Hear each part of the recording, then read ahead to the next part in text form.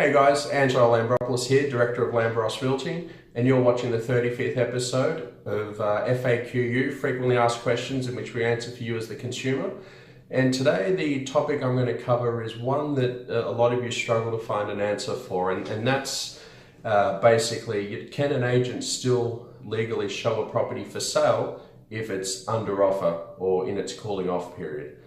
Because there are a lot of homes that are still being shown with no under offer or cooling off periods, under contracts, displayed.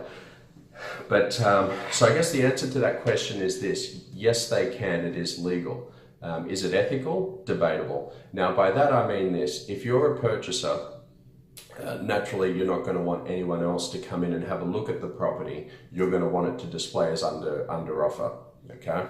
And the reason for that is if you've entered a 5-day cooling off period, right, and the agent is showing the property for sale to other parties and they manage to find another buyer that's interested, no, they can't sell it to anybody else, because once you exchange, it's legally yours. But what they can do is, if somebody's interested and willing to pay, the same amount or a higher amount and entertain that with a 10% deposit, and you come in and say, look, we need an extra 5 days because our finances aren't in check, we just need a bit more time to get this sorted, it's going to start to raise doubt in the seller's mind. It's going to start to raise doubt. The agent will say, well, look, we've got somebody here that's ready to go. It's probably not in your best interest to entertain this extension. So that's where you could find yourself in a bit of a pickle, hence the reason the purchasers want to make sure that the under offer and under contract is displayed.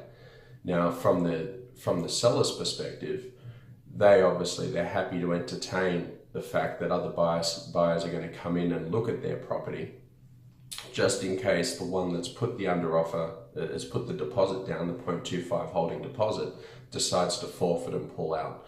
They don't want to lose time on market. So they want to make sure that there's, others ready to go if, in the unfortunate circumstance that things don't go through.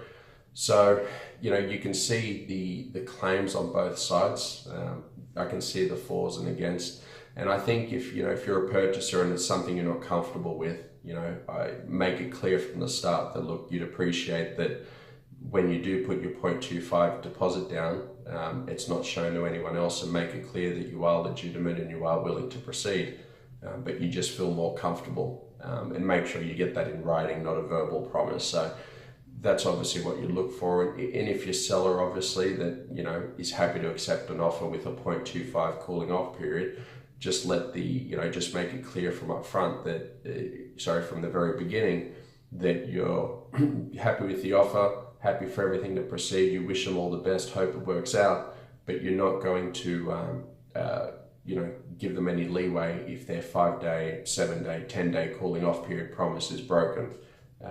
So I guess with that said, you just want to tread diplomatically in the way you word that, because what you can do if you are still showing it to others and nobody else comes through, and this purchaser legitimately would have gone an extra 5 days to 15 days, you may have very well annoyed them. So just things to be wary of there. All right. So simply put, yes, they can show it.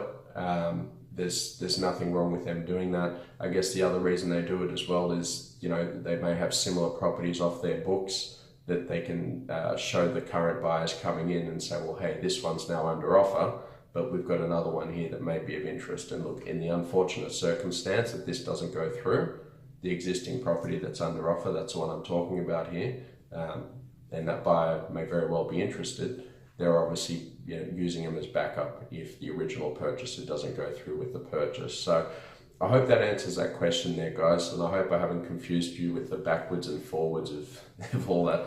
But if you have any further questions, I hope I've sort of got the concept and the idea across.